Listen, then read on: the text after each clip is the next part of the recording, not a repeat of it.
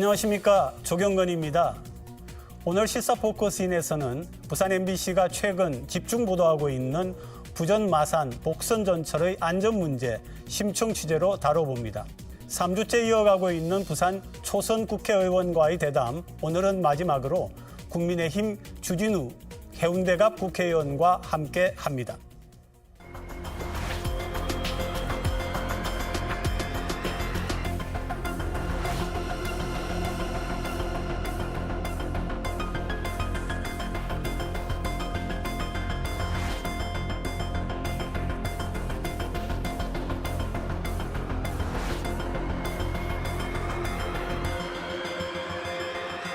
안전성에 대한 문제가 해소가 안 되기 때문에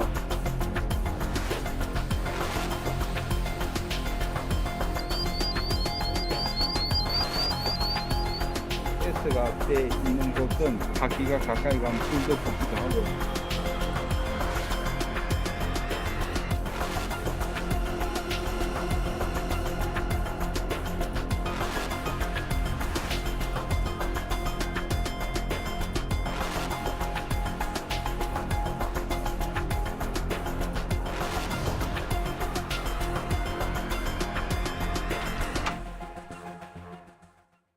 부산 MBC가 뉴스를 통해 여러 차례 전 마산 복선 전철 문제입니다.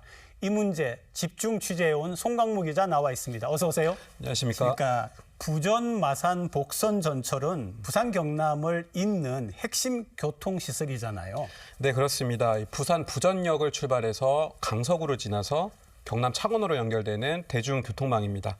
아직까지 이 두 지역을 연결하는 대중교통망이 부족하다 보니까 특히 부산과 경남 출퇴근을 하는 시도민들이 가장 기다리는 교통시설입니다. 2014년에 시작을 했다는데 10년째 개통도 못하고 공사 중이다. 무슨 말이에요? 네, 맞습니다. 당초 2020년 초에 개통을 하려고 했는데 그때 당시에 이 노선이 지나는 낙동강 아래 구간에서 공사를 하다가 터널 붕괴 사고가 있었습니다. 1년 정도면은 이제 복구가 끝날 거라고 다들 얘기를 했는데 그게 아직까지 마무리되지 않고 있고, 그리고 엎친 데 덮친 격으로 이 지하 터널에 지어야 하는 중요 피난 시설까지 현재 짓지 못하고 있는 것으로 드러났습니다. 2020년 촬영된 부전마산 복선전철 낙동터널 내부 영상입니다. 터널 한쪽 벽면에 토사가 드러나 있고 여기에선 쉴 새 없이 물이 쏟아집니다. 작업자들이 중장비와 모래를 동원해 물이 새는 걸 막아보지만 역부족입니다. 오히려 누수가 더 심해지면서 작업자들은 결국 대피해야 했고, 물이 빠진 뒤 2차례에 걸쳐 집안 침하가 발생했습니다. 그러면서 이미 공사를 끝낸 터널도 형체를 알아볼 수 없게 돼버렸습니다. 상하행선 터널을 뚫어 두 터널을 잇는 방제 시설인 피난 연결 통로를 만들려다 습지인 해당 구간의 토사 압력을 견디지 못하고 무너져 내린 겁니다. 이 터널은 삼락생태공원 지하를 거쳐 낙동강 아래를 지나 경남 쪽으로 이어집니다. 사고 당시에는 상하행선 터널은 이미 시공이 완료된 상태였습니다. 공사를 하려고 그라우팅 작업을 하면서 지하수가 유입돼갖고 사고가 난 걸로 알고 있거든요. 그 흙막이를 하는 겁니다. 흙막이 대용으로 차수벽 역할도 하기 때문에. 그런데 이 붕괴 구간의 복구 공사가 기약 없이 지연됐습니다.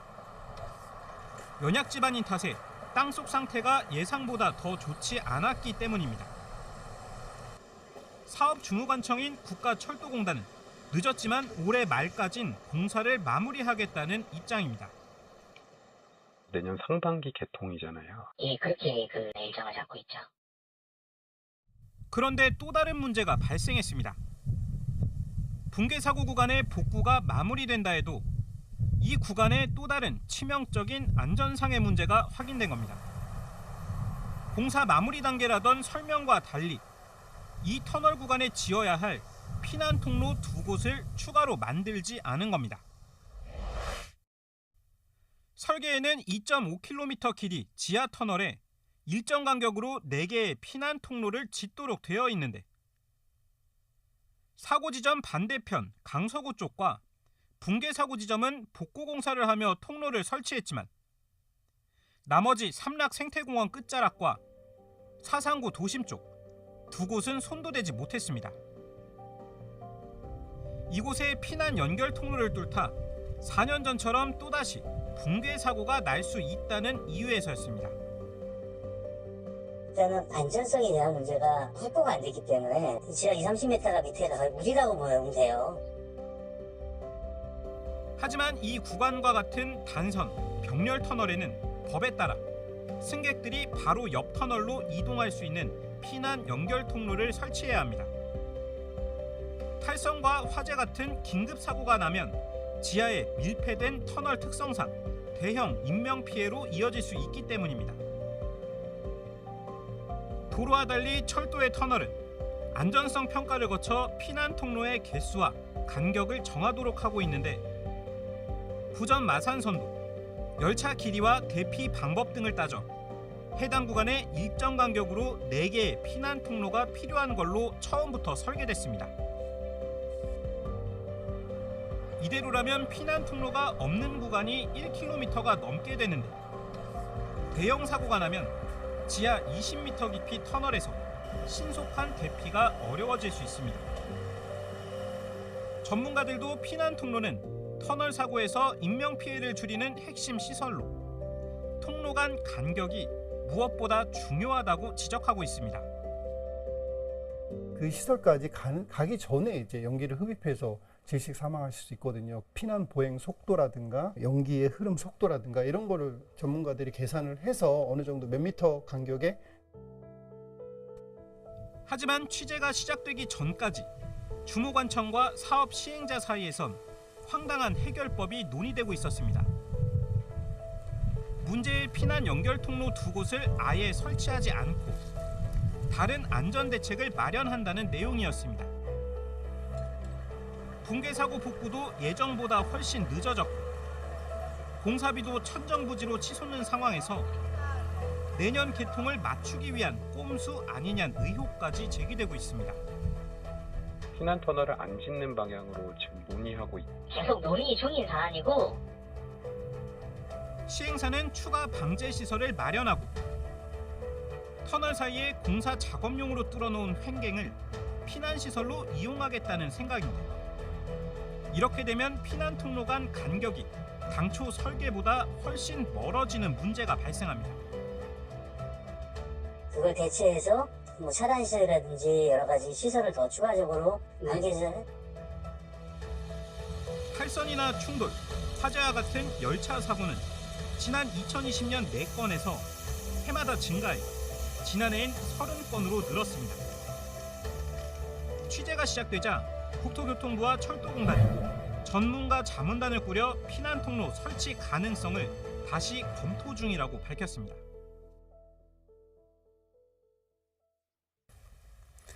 습지 연약 지반이라서 복구 공사가 늦어지고 있고 또 더 지어야 되는 피난 시설도 붕괴 사고가 날까 염려가 되어 가지고 못 짓는다 이런 얘기인데 그러면은 애초에 이렇게 위험한 곳에 철도 노선을 짓겠다고 한 거 그거 문제 아닙니까? 네, 맞습니다. 그 방금 말씀하신 의문에 저희가 답을 찾기 위해서 사업 주무관청인 국토교통부와 국가철도공단에 수차례 정보 공개를 요청했습니다.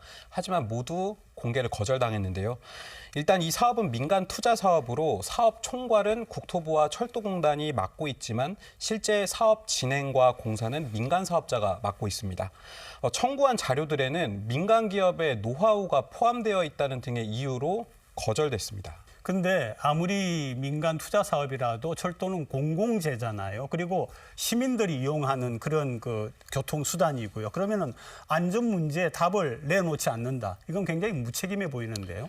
네, 맞습니다. 이 자료 공개를 하지 못하는 건 그렇다 치고 안전과 관련해서 시민들에게 단 한 차례도 설명을 내놓지 않고 있다는 게 가장 큰 문제인데요. 다행히도 저희가 공사 관련자들을 수소문한 끝에 여러 명을 접촉을 했는데 붕괴 사고 당시 자료들을 다수 확보할 수 있었습니다. 이 자료에는 사고 구간 땅속 상태와 함께 붕괴 사고의 원인 그리고 사고 이후의 부실한 대응까지 고스란히 담겨 있었습니다. 부전마산 복선전철 낙동강 하부 구간의 불안한 땅속 상황은 붕괴 사고 복구 과정에서도 그대로 드러납니다. 지상에서부터 땅을 파 무너진 터널을 재시공한다는 계획이었는데 핵심은 붕괴 구간과 기존에 지은 터널을 다시 연결하는 것이었습니다. 하지만 붕괴 지점이 워낙 연약 지반이다 보니 국내 최초로 연결 지점에 연약 지반을 냉매로 얼리는 동결공법까지 동원해야 했습니다. 당초 복구공사 완료 시점은 2021년 12월. 하지만 완공 시점은 1년씩 뒤로 밀렸다가 결국 올해 말까지로 연장됐습니다. 붕괴 사고가 나고 4년이나 흐른 뒤 복구공사가 제대로 마무리되는 셈입니다. 10월달에 마무리. 연결만 되면 내일은 그만 달려. 내일은 여기 무너진 앞에까지 왔어요. 그런데 이제 와서 지어야 할 피난 통로조차 당초 설계대로 짓지도 못하는 상황. 마찬가지로 공사 중 또 사고가 날 수 있다는 안전상의 이유입니다. 모두 낙동강 주변 초연약 지반의 불안전성이 불러온 결과인데 이 지역의 터널 전체가 과연 안전한가라는 의문으로 이어질 수밖에 없습니다. 부산 지역의 연약 지반은 초연약 지반이라고 표현을 합니다. 공학적으로 접근하는 데 있어서 굉장히 신중을 기해야 되고 시공할 때는 조사도 많은 조사를 하도록 되어 있는데 취재진은 이 우려를 풀기 위해 주무관청인 국토교통부와 철도공단에 관련 자료들을 요청했습니다. 사고 이후 진행된 2차례 원인 조사 결과부터 복구 과정을 들여다볼 수 있는 주무관청의 현장 출장 결과물까지 요청했는데 돌아온 답은 모두 비공개였습니다. 비공개 이유는 이렇습니다. 민간 투자 사업으로 기업 노하우가 포함돼 있고 기업의 이익 침해와 함께 공사업체와의 소송이 진행 중이라는 이유도 들었습니다. 어쩔 수 없는 사고를 당하는 걸 지나가는 상황이어서 재판 결과나 심리에 좀 영향을 미칠 수 있는 자료들이라.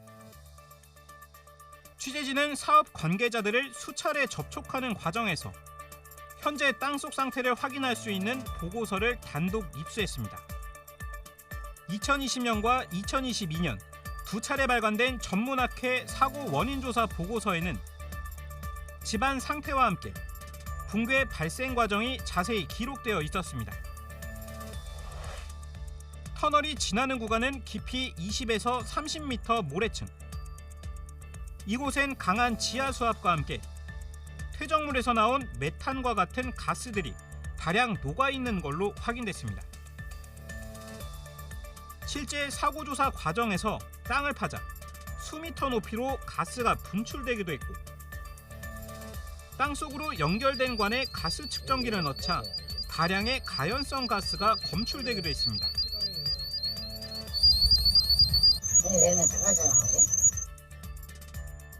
당초 설계된 4개의 피난 통로 중 3번 통로를 뚫다 붕괴 사고가 난 건데 이 가스와 강한 지하 수압이 통로를 뚫기 전 주입한 연약 지반 보강 물질에 문제를 일으킨 것으로 추정하고 있습니다.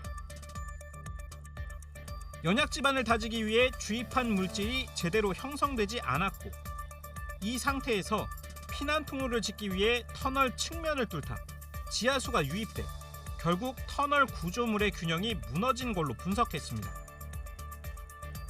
특히 땅속 가스는 구조물의 작은 틈으로도 침투가 가능해 과거 일본, 중국에서도 건설 중인 터널 안으로 가스와 함께 지하수가 유입돼 구조물이 붕괴되거나 메탄가스가 폭발해 작업자가 숨지는 사고도 있었습니다. 이 땅속 가스의 존재는 착공 전 지반 조사에선 확인되지 않았던 내용입니다.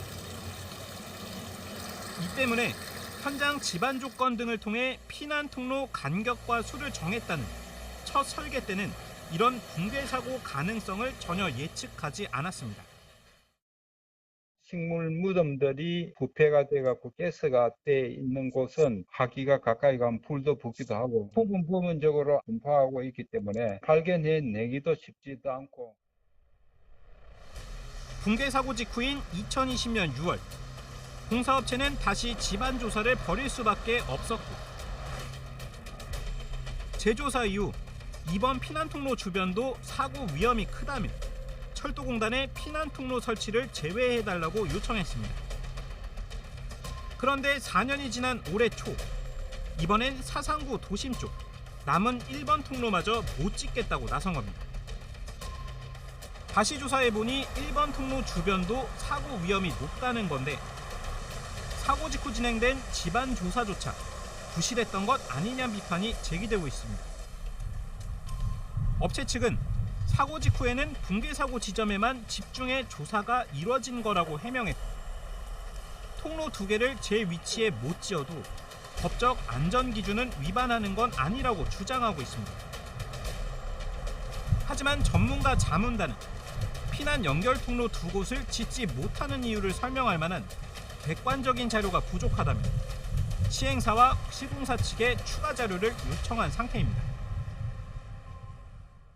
이 내용들은 사실 그동안 잘 알려지지 않은 그런 내용들입니다. 그런데 붕괴 사고가 난 지 4년이 지났다는 거 아니에요. 그동안에 정부도 민간업체도 사고 원인이나 앞으로 그러면은 안전을 어떻게 대책을 세우겠다 하는 거를 시민들에게 전혀 설명하는 자리가 없었잖아요.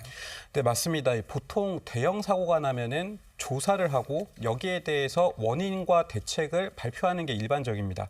하지만 국토부는 붕괴 사고 이듬해인 2021년 초에 보도자료를 통해서 정보조사단을 강화하겠다라는 설명 외에 현재까지 공식 발표는 없는 상태입니다. 전대미문에 사고가 났는데 이유도 발표하지 않고 또 중요 피난시설을 못 짓는데 여기에 대해서 뭐 이런 방구 얘기가 없고요. 그러면 시민들의 불안감만 커지는 거죠. 네, 맞습니다. 이 시민들의 불안을 줄여줄 생각보다는 우선 개통이 먼저다라는 인식을 갖고 있는 게 아니냐라는 우려가 나오고 있는데요. 지난 4년간을 되짚어보면 그야말로 사고 원인 조사부터 대응까지 부실했다는 말이 나올 수밖에 없는 상황입니다.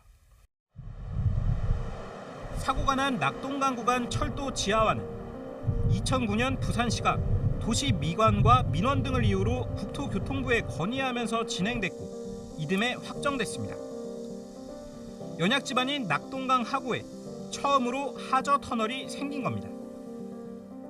하지만 지하수, 땅속 가스 등의 영향으로 공사 중 터널이 무너졌고 추가 피난시설도 위험하다며 못 짓는 상황. 하지만 부전마산 복선전철 낙동터널 구간 붕괴 이후 4년 동안 이 지역 지반 상태나 터널 안전과 관련한 정부, 기업의 공식 발표는 전혀 없었습니다. 붕괴 사고 이후 2차례 전문학회를 통한 원인 조사가 이루어졌고 정부 조사단까지 별도로 운영됐지만 정작 시설을 이용해야 하는 시민들에게는 어떠한 정보도 제공되지 않아 우려와 불안만 증폭시켰습니다.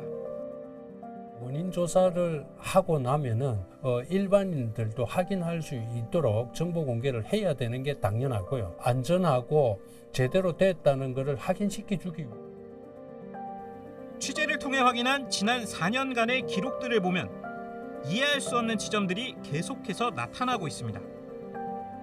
2020년 붕괴 사고 이후 정부는 사고 원인 조사단을 꾸렸지만 당시 조사 권한을 사고를 낸 사업자에게 주면서 논란이 일기도 했습니다. 이런 사실은 당시 국정감사에서도 질타를 받기도 했습니다. 그 회사가 선정한 학회에 조사를 맡겼습니다. 처음부터 공정성에 대한 문제가 제기되었습니다. 그렇지 않습니까? 네, 그런 측면이 있습니다. 그런데 이후 진행된 2022년 두 번째 조사 역시 상황은 마찬가지였습니다. 대한토목학회 사고 원인 조사 용역 역시 발주자는 사고를 낸 사업 시행자였는데 사고 책임 소재를 규명할 중요한 조사를 붕괴 사고 당사자가 2차례나 직접 돈을 내고 셀프 조사한 셈입니다. 두 보고서에는 붕괴 사고 과정과 집안 상태 등에 대해선 나름 자세한 분석을 내놨지만 정작 사고 책임 부분을 두곤 시공관리가 아쉽다는 애매한 표현으로 마무리했습니다. 시공의 문제가 아닌 말 그대로 자연적이고 불가항력적인 이유로 사고가 났다는 건데 이 말이 맞다면 안전 우려는 더 커질 수밖에 없습니다. 개통 뒤에는 열차가 빠른 속도로 터널을 통과하며 강한 대기 압력과 진동을 추가로 일으키게 되는데 또다시 자연적이고 불가항력적인 이유로 사고가 나진 않을 거란 보장이 없는 겁니다. 실제 개통을 얼마 안 남긴 현재 터널 일부 구간에선 아직 물이 새고 있다는 사실도 추가로 확인됐습니다. 누수 지점은 과거 터널 붕괴 지점 인근부터 사상역 쪽 150m 길이 구간으로 추정되는데 해당 구간에 적용된 공법은 터널 외부에도 방수 작업을 하기 때문에 내부로는 누수가 있어선 안 됩니다. 누수 사실을 확인한 전문가 자문단도 터널 자체의 안전뿐 아니라 부식, 전기시설의 문제를 일으킬 수 있는 만큼 누수의 정확한 원인을 찾는 게 중요하다고 지적하고 있습니다. 하지만 시공사는 이마저도 공사 중 발생할 수 있는 흔한 문제라고 설명하고 있습니다. 안 그런 터널은 없습니다. 집수형이라는 게 있고 유도배수라는 게 있고 저희가 당연히 지금 당연히 막을 수 있다고 다 보고 있는. 안전 우려와 함께 피해는 고스란히 시민들 몫이 되고 있습니다. 10년 가까이 됩니다. 그런데 이거 한다고 운동도 좀 밑에 가만히 애기 되고 산책도 못해. 그동안 MBC가 뉴스를 통해 보도한 기사들에 딸린 온라인 댓글 의견들도 시공 능력과 관리 부실 지적부터 개통에도 위험해서 안 탄다, 왜 낙동강 아래로 지었느냐는 내용이 줄을 이뤘습니다. 대부분 안전이라는 키워드로 묶이는 내용들입니다. 수년간 지금 지연이 되고 있고요. 향후에 개통이 된다 하더라도 과연 누가 관심을 하고 탈 수 있을지 저는 사실 많은 우려가 들기 때문에. 시민들은 아예 문제의 구간을 다시 지상화하자는 의견을 밝히고 있지만 낙동강 구간을 다시 지상화하기 위해서는 지하로 지은 연결 구간들을 모두 뜯어내야 해 현실적으로 실현되기도 쉽지 않은 상황입니다. 부전 마산 복선 전철 이용하는 건 부산 시민 경남 도민인데요. 지금까지 얘기를 들어보면은 안전보다는 관련 기관이 빠른 개통에만 신경을 쓴다 이렇게 들리거든요. 네, 그렇습니다. 이 현재 제기되고 있는 안전 우려에 대해서 시행사는 개통 후에 자신들이 직접 운영할 것이기 때문에 당연히 안전하게 짓고 있다는 말만 되풀이하고 있습니다. 그런데 이 사업이 민자 사업이니까 민간이 운영하는 기간이 끝나면은 소유권이 정부로 넘어오는 거죠. 네, 맞습니다. 이 민자 운영 기간은 20년인데요. 안전 문제를 처음부터 제대로 잡지 못하면 그 유지, 보수를 포함한 모든 부담이 20년 뒤에는 전부 정부로 넘어오게 된다는 의미입니다. 개통은 언제 됩니까? 네, 이 피난 연결 통로 문제와 안전 점검 등으로 내년 상반기 개통은 사실상 어렵다는 게 중론입니다. 특히 시행사에서도 피난 시설을 원래 설계대로 지어야 한다면 내년 개통은 못한다는 입장을 밝혀왔습니다. 또 안전 문제도 굉장히 중요한데 또 하나 문제가 개통 이후에도 커다란 과제가 남아있다고 들었거든요. 네, 맞습니다. 이 복구 공사비 부담 문제인데요. 그 낙동터널 붕괴 사고 구간에 이 복구 추가 비용만 1조 원에 달할 것으로 알려져 있습니다. 당초 착공 전에 계획된 전체 사업비가 1조 5천억 원인 점을 고려하면 상당한 추가 금액인데요. 이 비용 부담을 놓고 국토부와 민간업체가 소송까지 예고하고 있어서 향후 큰 논란거리가 될 것으로 예상됩니다. 시민들을 위하여서 안전하게 빨리 지어져야 될 것 같습니다. 송 기자 수고 많으셨습니다. 예, 고맙습니다. 감사합니다. 네.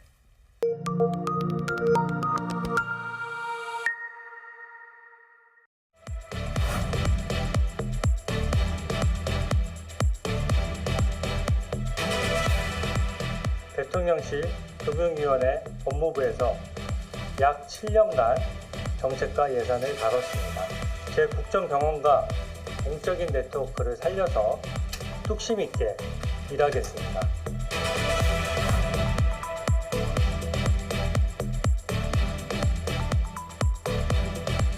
저를 믿어주시고 또 믿어주신 만큼 또 표를 주셔서 결과는 좋게 나왔지만 저도 제 결과에 만족하지 않고 주민 여러분들 의견을 더욱더 경청하는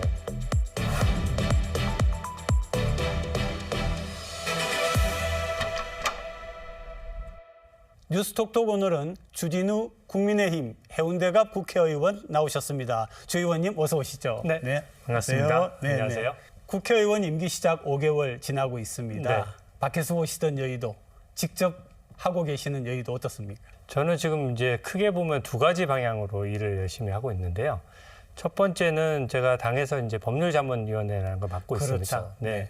그래서 지금 시기가 민주당 입장에서는 이재명 대표 사법 리스크가 너무 크다 보니까 탄핵이나 어떤 특검 같은 민생과 좀 거리가 먼 이야기들을 주로 하고 있는데 그 부분들을 좀 방어하면서 민주당의 사법부의 그 도를 넘는 과도한 압박을 좀 저희가 해소하는 데 주력을 하고 있고요. 지역에 있어서는 지금 부산이 굉장히 중요한 시기입니다. 어떻게 보면 위기 의식을 다 느끼고 있고 또 기회이기도 합니다. 지금 글로벌 허브 도시로 지금 성장할 수 있는 적기라고 보거든요. 그래서 저희 부산 지역 국회의원들은 저뿐만 아니라 지금 다들 한 마음으로 단합해서 글로벌 허브 도시라든지 산업은행 이전 등을 강도 높게 추진하려고 하고 있고요. 제 지역구와 관련해서는 KTX 이음역을 신해운대역에 유치하고 53사단 부지를 좀 다른 곳에 좀 조정해서 이전함으로써 뭔가 해운대가 부산에서도 좀 발전의 원동력이 될 수 있도록 새로운 지도를 만들도록 한번 노력해 보고 있는 중입니다. 첫 질문은 이 질문 안 할 수가 없을 것 같습니다. 15일인데 이재명 민주당 대표가 공직선거법 1심에서 징역 1년, 집행유예 2년을 선고받았습니다. 어떻게 평가하세요? 저는 이제 상식적인 판결이었다라고 생각합니다. 왜냐하면 이미 2년 넘게 재판을 하다 보니까요. 공무원들 대부분이 나와서 증언을 했고 또 증언 과정을 언론을 통해서 국민 여러분들께서도 지켜보셨습니다. 그래서 당시 대선에서 허위사실이 유포됐다는 점은 다투기가 어렵다라고 저도 판단을 하고 있었고 그래서 유죄 판결은 뭐 법조인들은 대부분 예측을 하는 바였습니다. 양형이 문제인데 일단 대선에서 이루어진 후보자가 직접 한 허위사실 유포 사건이었고요. 그 군소 후보가 아니라 유력 대선 후보여서 이재명 대표가 허위사실 유포를 어떤 형태로 하느냐에 따라서 결국은 대통령으로 당선될 수도 있고 낙선할 수도 있는 아주 중요한 이슈였거든요. 더더군다나 시기도 대장동이나 백현동 같은 비리 의혹에 대해서 굉장히 국민들의 의구심이 커져 있는 상황이었거든요. 특히 백현동 같은 경우에는 옹벽 아파트가 인허가 해준 것이 문제가 됐는데 그 사진이 공개가 됐었어요. 그러니까 그 사진이 거의 옹벽이 50m 정도 되는 사진이 공개되다 보니까 국민들께서 직관적으로 그 사진을 보시고 아 이거는 뭔가 인허가 해준 것에 문제가 있구나라고 느끼셨을 겁니다. 그 상황 하에서 국토부에서 협박해서 어쩔 수 없이 내가 끌려가서 내 인허가 건이 사실은 성남시장한테 있는 건데도 나는 아무런 권한이 없었다라고 한 부분은 명백히 이제 상식에도 반하고 좀 허위 사실이었고요. 그 방어가 됐기 때문에 사실은 그때 무너지지 않고 대선 끝까지 완주하면서 박빙 승부가 나지 않았습니까? 그러니까 결국은 민주적 정당성을 표로서 획득하는 과정에서 국민들을 속인 행위가 매개됐기 때문에 이 부분은 벌금형보다는 징역형이 나오는 것이 합리적인 기준이라고 생각합니다. 주 의원님 같은 경우에는 지금 민주당이 고발을 했거든요.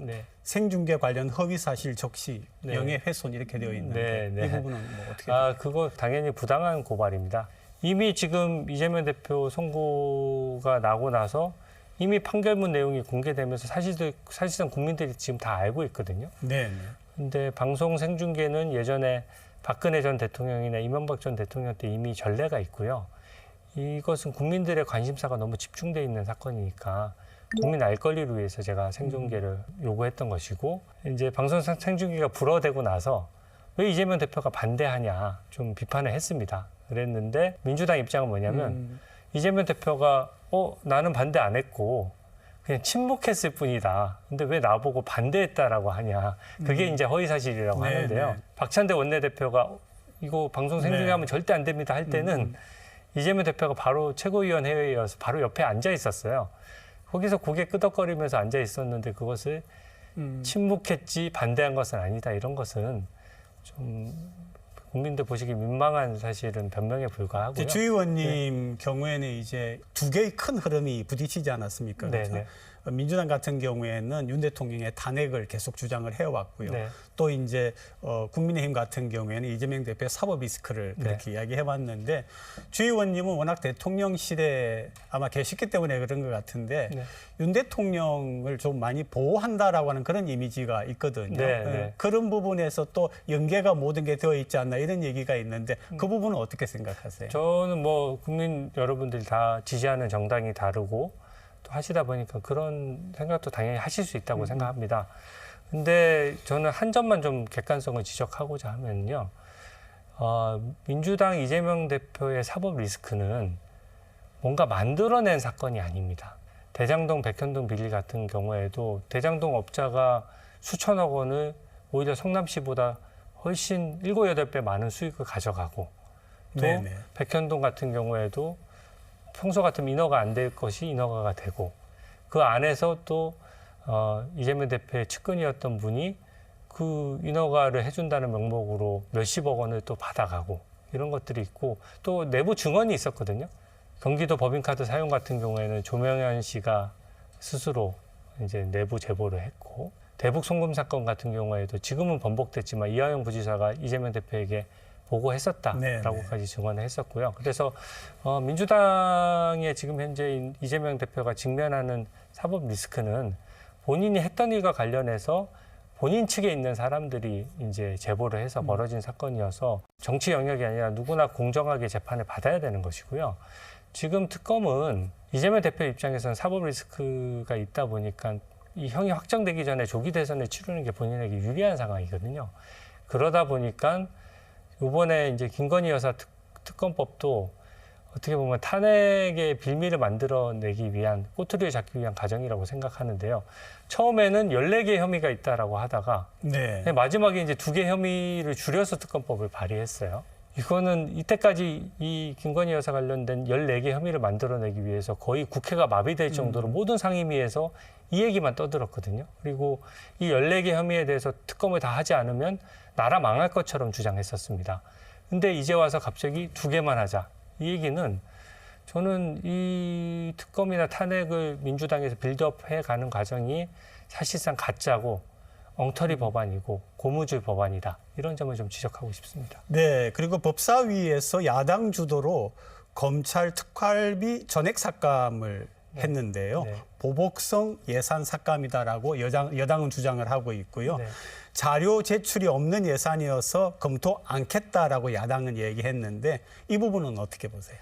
근데 제가 객관적인 제 경험을 토대로 말씀드리면 특활비는 검사라면 누구나 조금씩 배정받아서 아마 전국에 있는 검사나 수사관들이 고루고루 쓰는 건데요. 전체 비중 대비 법무부 예산이 몇 조 단위인데 80억 정도여서 이거는 과거 정부 때부터 계속 있어 오던 겁니다. 근데 제가 하나 지적하고 싶은 것은 저는 이거는 민생을 볼모로 이재명 대표 수사에 대한 보복이라고 생각하는 것이 2가지 면이 있는데 과거부터 있던 예산을 계속 줄여와서 이제 더 줄이기 힘든 상황이고 두 번째는 자료를 안 낸다라고 하는데요. 그게 원래 현금성 예산이다 보니까 과거 국회에도 계속 내왔습니다. 21대 국회에서도 똑같은 자료를 요구해서 똑같이 심사 자료를 냈고 요번에도 같은 자료를 냈는데 더 내라는 겁니다. 그러니까 이제 특수활동비의 성격과 상관없이 거기에 참석했던 모든 사람들이라든지 뭐 어떻게 보면은 수사 기법이나 동선이 노출될 정도로 너무 자세한 자료를 내라고 하니까 그것은 특수활동비의 성격이 안 맞으니까 기존에 내던 대로 낸 거거든요. 그래서 이거를 단순 삭감하거나 잘못 쓰인 것을 질타하는 게 아니고 이 빵원으로 만들었거든요. 거기다가 특정 업무 경비라고 영수증을 내서 카드로 쓰는 경비도 있는데 이것도 역시 범죄 정보와 관련된 부분인데 그것도 또 빵원으로 만들었습니다. 그러다 보니 이거는 누가 보더라도 보복성 아니냐는 거죠. 국민의힘 격차 해소 특별위원회 위원이시고요. 그래서 이제 법정 정년이 60세인데 65세로 단계적으로 늘리는 그런 법안을 내년 초에 발의하시겠다 이렇게 이야기했는데 필요성하고 실제로 이걸 추진할 때 어려운 점 이런 걸 약간 듣고 싶거든요. 네. 이 부분은 위원장인 조경태 위원장께서 워낙 관심도 많으시고 전문성도 높으셔서 저희가 위원장 중심으로 많은 논의를 하고 있는데요. 저희가 이제 국민연금 수령 시한이 있지 않습니까? 그렇죠. 네, 네. 국민연금 수령 시한이 단계적으로 좀 지금 현재 법상 늦춰지는 상황이거든요. 근데 법상 정년하고 이 국민연금의 수령 시점은 모든 국가들이 세계적으로 다 일치시키고 있습니다. 제가 정년이 65세면 65세가 끝나고 나면 국민연금이 바로 받을 수 있도록 함으로써 생활을 보장할 수 있는 소득의 공백이 없도록 하는 건데 국민연금 수령 시점은 늦어지고 정년은 늘어나지 않으면서 현재 그 공백이 좀 천천히긴 하지만 단계적으로 늘어나는 상황입니다. 그래서 이 부분은 이제 아주 많은 논의를 거쳐서 정년 연장을 사회적 합의를 이루어야 되는 부분인데요. 이제 당장 청년 세대 입장에서는 이 정년을 늘리게 됐을 경우 청년 일자리가 좀 없어지는 거 아니냐라는 그렇죠. 우려를 할 수가 있습니다. 근데 이제 고령층의 이제 업무 선호하는 업무하고 또 청년층이 또 하고 싶은 영역이 좀 다른 면이 있기 때문에 청년들 일자리를 좀 보장하면서 이걸 세계적인 글로벌 스탠다드로 맞추는 게 핵심이거든요. 그래서 이 방안은 일단 청년 실업 부분도 굉장히 저희 미래 세대에 있어서 기성세대가 좀 희생을 하더라도 미래 세대를 살려나가야 되거든요. 이게 다 출산율이나 이런 게 다 연계되어 있는 부분이기 때문에 청년 보호하는 정책을 강도 높게 추진하는 것을 전제로 이런 단계적 정년 연장 방안에 대해서는 좀 숙고하고 다각도로 여러분들의 의견을 좀 들을 생각입니다. 이제부터는 그 주 의원님이 그 국회의원으로 계시는 동부산 문제를 우리가 좀 다뤄보려고 하는데요. 시작하기 전에 먼저 이 질문 하고 싶습니다. 중앙에서 워낙 활약을 많이 하시니까 지역에서 아니 우리 지역 문제는 좀 소홀한 거 아니냐 뭐 이런 얘기는 혹시 없으세요?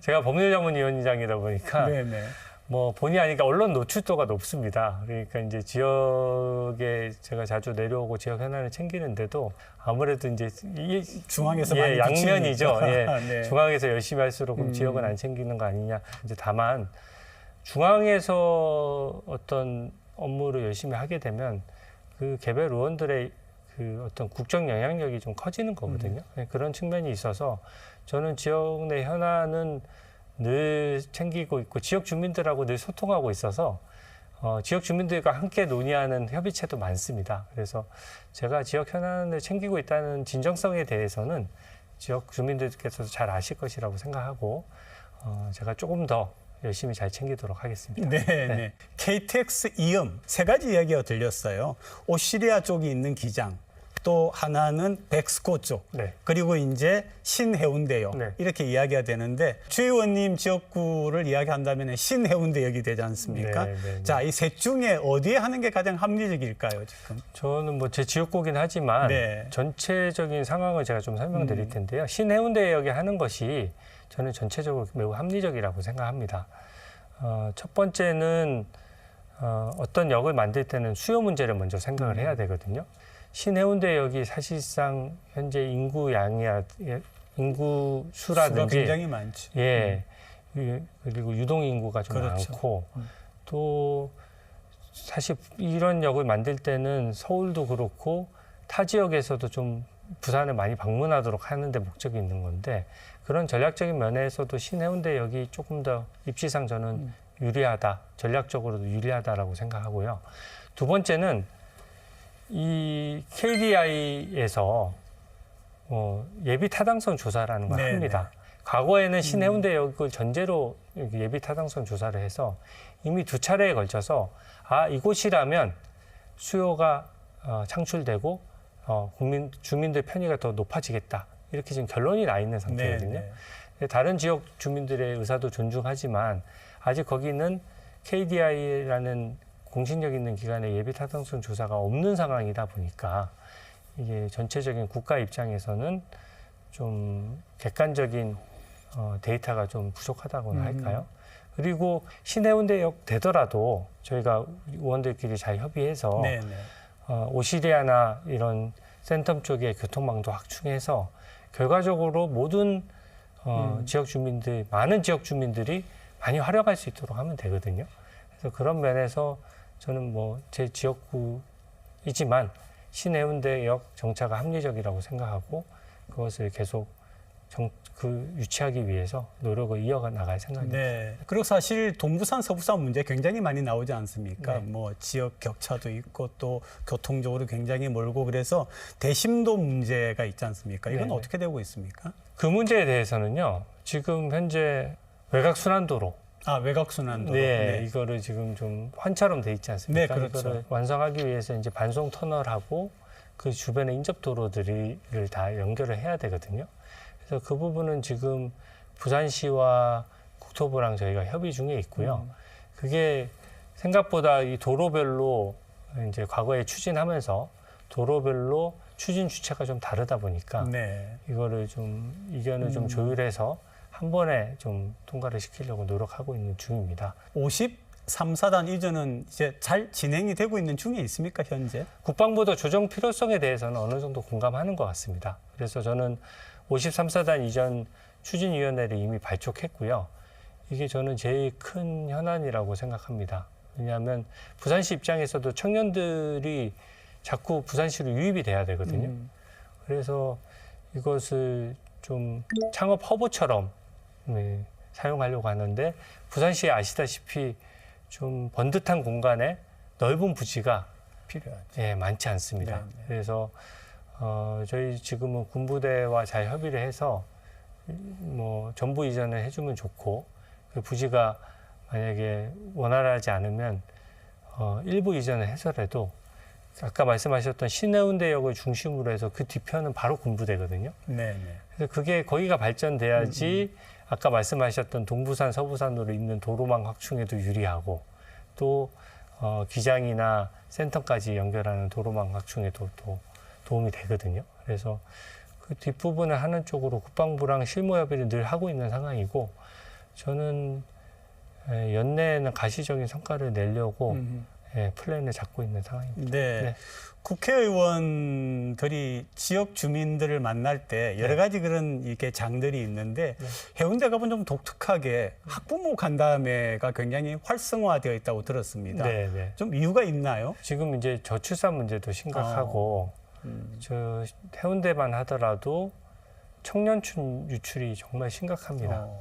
생각보다 학교들도 좀 많이 비어 있는 데도 많고요. 그렇습니까? 네. 그래서 저는 미래 세대인 이 학생들을 챙기는 것이야말로 저희가 가장 우선시해야 되는 정말 발전 전략의 1번 아니냐 이렇게 생각을 하고요. 제가 뭐 수업을 가르칠 수는 없으니까 적어도 공부할 수 있는 여건은 최대한 마련하겠다라고 해서 학부모 간담회를 통해서 각 학교별로 부족한 것들이 뭔지를 좀 들어봤고 제가 교육부와 잘 협의를 해서 이번에 교육부에서 하는 특별 회계에 있어서도 좀 반영을 좀 일부 받았습니다. 그러니까 저희가 낙후된 실정을 제대로 교육부에 알린 것이죠. 네네. 그래서 학부모 간담회를 통해서 애로사항을 듣고 학생들을 챙기는 것은 제가 우선적으로 지속적으로 할 예정입니다. 네, 그래서 학부모 간담회는 좀 많은 참여를 해주시면 제가 애로사항도 듣고 좀 우리 아이들 공부할 수 있는 노하우도 제가 좀 전수하고 알겠습니다. 그렇게 하겠습니다.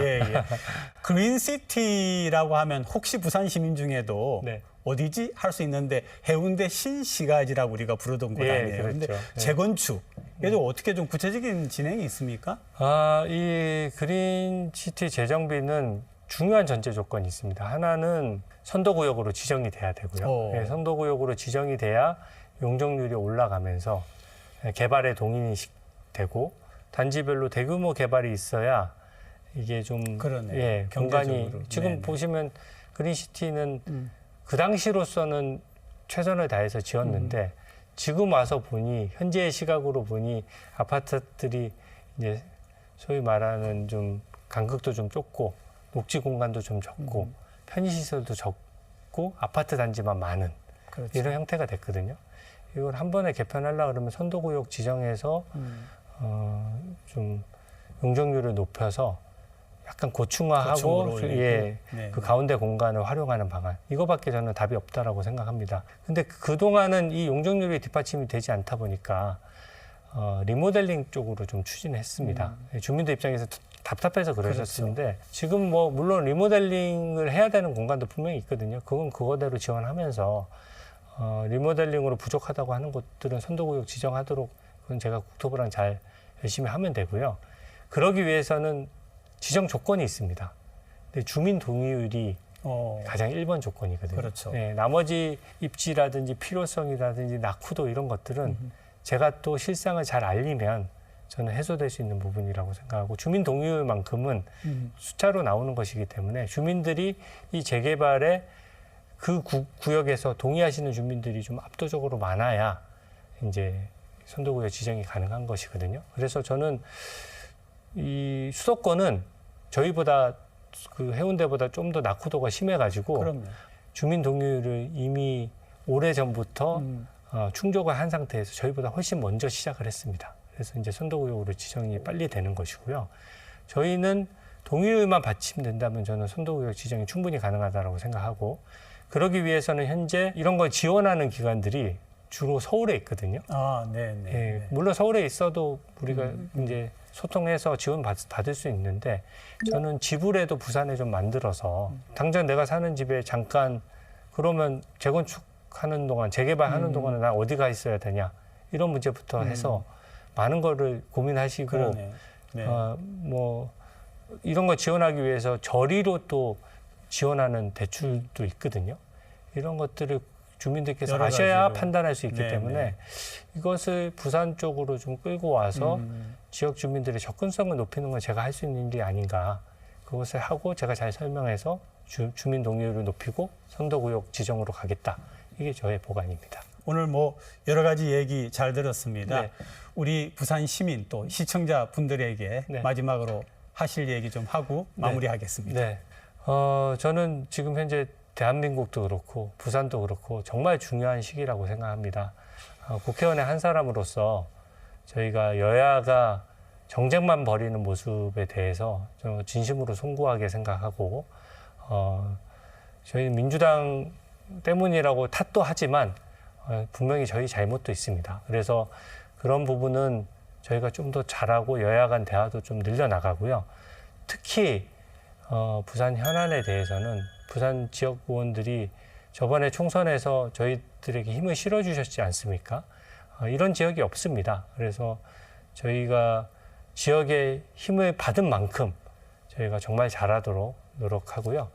저는 제 지역구들을 챙기는 게 제 1번 책무이기도 하지만 부산시 전체에서 다른 지역구에 현안이 있어도 부산시 의원들끼리는 협의가 잘 되고 협조가 잘 됩니다. 저희가 힘을 모아서 여러 지역구를 아우르는 주제에 대해서는 저희가 부산시장님을 잘 도와서 부산시에서 확실히 성과가 내고 부산 시민들이 편안하게 더 잘 사실 수 있도록 최선을 다하겠습니다. 네, 감사합니다. 네, 주 의원님 오늘 고맙습니다. 네, 고맙습니다.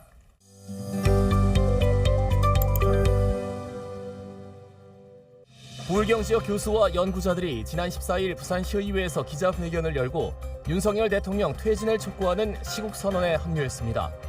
이번 시국선언에 참여한 교수 등 650여 명은 윤석열 부부의 권력 사유화와 국정농단으로 민주주의가 퇴행을 거듭하고 있다며 민주주의를 무너뜨리고 대한민국 법치를 훼손한 대통령은 즉각 사퇴하라고 촉구했습니다. 부산시가 내년도 본 예산을 올해보다 6.3% 1조 원 가까이 증액한 16조 6,900여억 원으로 편성했습니다. 부산형 복지돌봄에 가장 많은 6조 8천여억 원이 투입되고 글로벌 허브도시 부산 실현에 1조 6천여억 원이 편성됐는데 부산시는 경제 여건이 어려울수록 적극적인 재정 정책이 필요하다며 재정 확대 배경을 밝혔습니다. 부산시가 지난 13일 부산역 광장에서 부산 최초의 장애인 시티 투어 버스인 나래버스 개통식을 갖고 본격 운영에 들어갔습니다. 휠체어석 등이 설치된 28인승 규모의 나래버스는 하루 2차례씩 운행하며 앞으로 울산과 경남 등으로도 여행 노선이 확대될 예정입니다. 부산시가 추진 중인 반려문화공원 조성 사업이 국토교통부의 개발제한구역 관리계획 사전심사반 심사를 통과해 2026년 상반기 착공에 들어갑니다. 355억 원의 예산이 투입되는 반려문화공원은 기장군 철마면에 24만 제곱미터 규모로 조성되며 테마정원과 펫교육장 등 반려동물 관련 시설들이 들어설 예정입니다. 부산 지역에서 신축한 지 5년 이내 아파트 가격이 5년 초과 아파트보다 1.6배 더 비싼 것으로 나타났습니다. 부동산 정보업체 직방에 따르면 올해 기준 부산의 5년 내 신축 아파트 가격은 3.3제곱미터당 1,984만 원으로 집계됐고 5년 초과 아파트는 1,239만 원으로 1.6배 차이가 났습니다. 윤석열 대통령의 퇴진을 촉구하는 시국선언이 전국적으로 잇따르고 있습니다. 권력 사유화와 국정농단을 더 이상 지켜볼 수 없다는 겁니다. 이재명 더불어민주당 대표는 선거법 위반으로 1심에서 의원직 상실형을 선고받았습니다. 전국이 경랑에 휩쓸리게 됐습니다. 정말 민생은 사라진 전국입니다. 다음 주 일요일 아침에 다시 찾아뵙겠습니다. 고맙습니다. No, I'm not colorblind. I know the world is black and white.